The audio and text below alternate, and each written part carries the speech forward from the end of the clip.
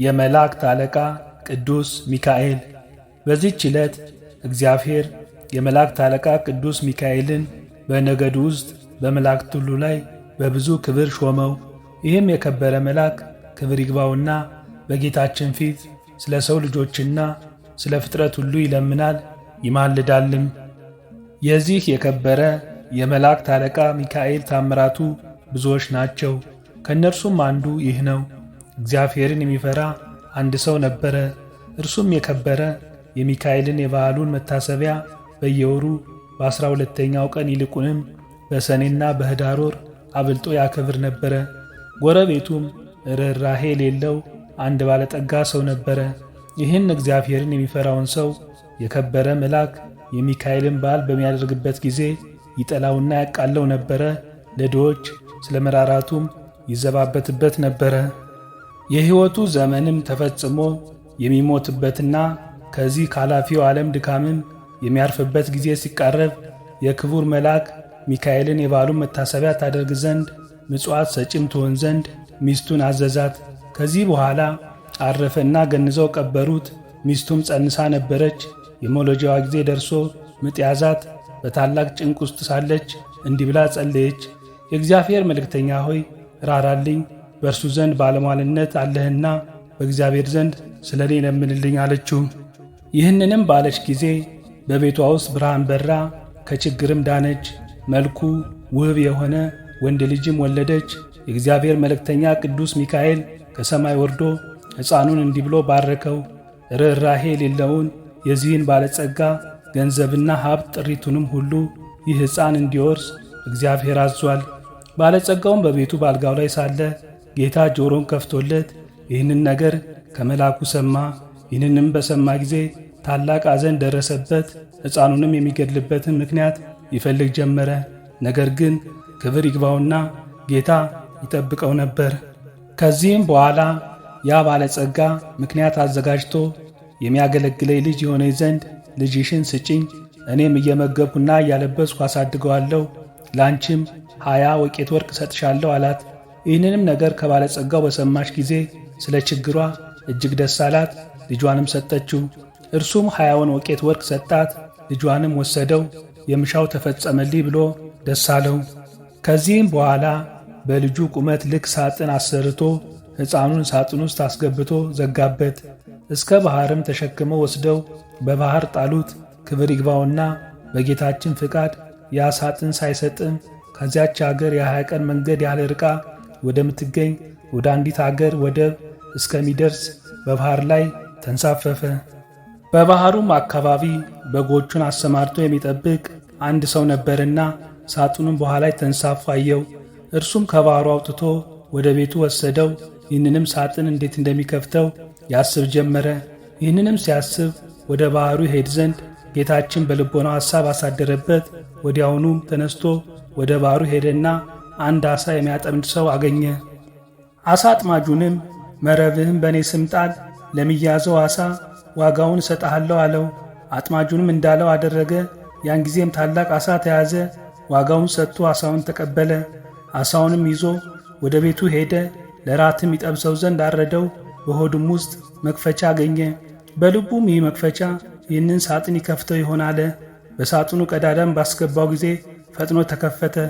በውስጡም ይህንን ታናሽ ብላቴና አገኘ። ልጅ የለውም ነበርና ታላቅ ደስታ ደስ አለው። ጌታችንንም አመሰገነው። ሕፃኑንም በመልካም አስተዳደግ አሳደገው። ሕፃኑም አድጎ ጎልማሳ ሆነ። ከብዙ ዘመናትም በኋላ ያ ባለጸጋ ተነስቶ ወደዚህ አገር ሄደ። በመሸም ጊዜ ወደ በግ ጠባቂው ደጅ ደረሰ። ጠባቂውን እስከ ነገ የምናድርበት ማደሪያ ባንተ ዘንድ እናገኛለን፣ ኪራዩንም እሰጥሃለሁ አለው። በግ አርቢውም እንዳልክ ይሁንና አደር አለው። ባለጸጋውም በዚያ አደረ። እራት በሚቀርብበት ጊዜ ሕፃኑን ባሕራም ብሎ ጠራው።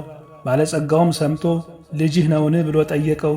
በግ ጠባቂውም አዎን፣ ታናሽ ሕፃን ሆኖ ሳለ ከባሕር አግኝቼዋለሁና እግዚአብሔር የሰጠኝ ልጅ ነው አለው። ባለጸጋውም በምን ዘመን አገኘኸው አለው።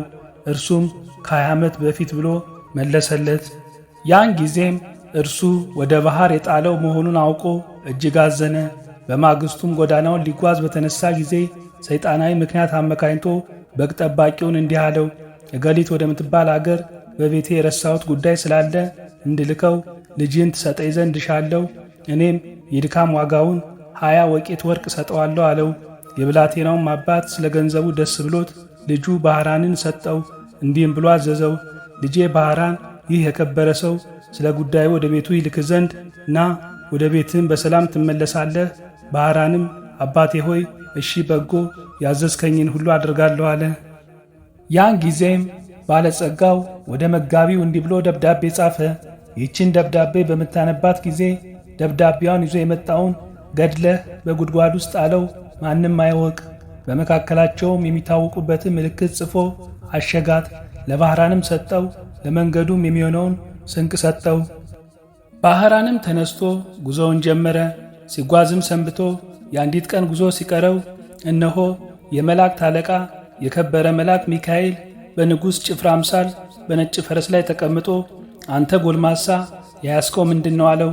ወደ ገሌ አገር ወደ ቤቱ ለማድረስ ከአንድ ባለጸጋ የተጻፈች መልእክት ናት አለው። ያችን ደብዳቤ አሳየኝ አለው። እርሱም ስለፈራ ሰጠው። በዚያን ጊዜም የከበረው መልአክ ደመሰሳት። በእርሷን ፋንታም በንፋት ለውጦ እንዲህ ብሎ ጻፈ። ይችን ደብዳቤ ይዞ ለመጣ ባህራን ለሚባል ሰው ይችን ደብዳቤ ደርሳ በምትነበብበት ጊዜ ልጄ ገሊትን አጋቡት። በውስጥና በውጭ ያለ ንብረቴና ጥሪቴን፣ ወንዶችና ሴቶች ባሮቼን ጠቅላላ ንብረቴንም አውርሸዋለሁና የፈለገውንም ሊያደርግ ሥልጣን ሰጥቼዋለሁና እኔን አትጠብቁኝ። እኔ ብዙ ዘገያለሁ። የኔ ሹም እገሌ ሆይ በእኔና በአንተ መካከል ይቺ ምልክት እነኋት። ከዚህ በኋላ አሽጎ ለባህራን ሰጠውና ወደ ባለጸጋው ቤት ሂደህ ይቺን ደብዳቤ ለሹሙ ስጠው። በጎዳናም እኔ እንደተገናኘሁህ አትንገረው፣ እንዳይገድልህም ይህንን የሞት ደብዳቤ ለውጬልሃለሁ አለው። ባህራንም እሺ ጌታዬ፣ ያዘዝከኝን ሁሉ አደርጋለሁ አለ። ባህራንም ወደ ባለጸጋው ቤት በደረሰ ጊዜ ያችን ደብዳቤ ለሹሙ ሰጠው። ባነበባት ጊዜ በመካከላቸው ያለውን ምልክት አገኘ። አስተውሎም እርግጠኛ እንደሆነ አወቀ። ከዚህ በኋላ ለባህራን ሰርግ አዘጋጅቶ እንደሚገባ በቤተ ክርስቲያን ሥርዓተ ተክሊል የባለጸጋውን ልጅ አጋቡት። 40 ቀንም ያህልም ደስታና ሐሴት እያደረጉ ኖሩ። ከዚህ በኋላ ባለጸጋው ከሄደበት መመለሻው ጊዜ ሆኖ በደስታ የሆነውን የመሰንቆና የእንዚራ ድምፅ ሰምቶ ይህ የምሰማው ምንድን ነው ብሎ ጠየቀ። እነርሱም ስሙ ባህራን ለተባለ ያንተን ደብዳቤ ላመጣ ጎልማሳ ሰው ልጅህ ገሊትን አጋቡት። እነሆ ለ40 ቀናት በሰርግ ላይ ነው። ገንዘብህንና ጥሪትህን ሁሉ ወንዶችና ሴቶች ባሮችህን አንተ እንዳዘዝክ ሰጥተውታል አሉት። ይህንን በሰማ ጊዜ ደንግጦ ከፈረሱ ላይ ወደቀ፣ በድንገትም ሞተ። መድኃኒታችን በተነሳባት ቀን ይህ ክቡር መልአክ ሚካኤል ከውስጠኛው መጋረጃ ውስጥ ገብቶ በክብር ባለቤት ፊት እንዲህ እያለ ይለምናል።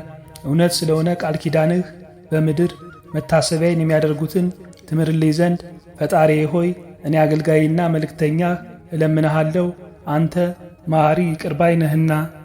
የክብር ባለቤት ጌታችንም እንዲህ ብሎ ይመልስለታል።